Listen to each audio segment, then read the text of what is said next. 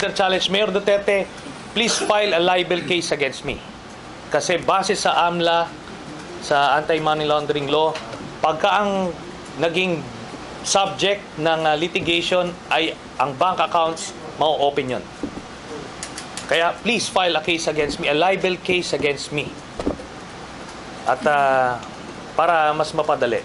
Ito yung collation ng mga information about the bank details of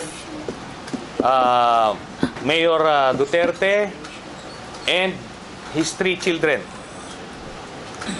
Ang ginagawa namin ngayon kasi the first batch, yung 211, yun lang yung una pang na-verify.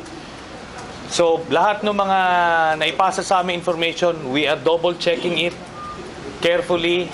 It's going through a tedious process. Mga accounting firms ang nagbibilang niyan para accurate tayo. Ito by the way, yung 211 is just the tip of the iceberg. Meron pang mas malaki dyan.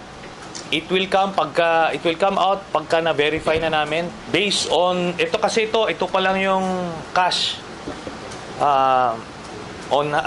cash sa bangko.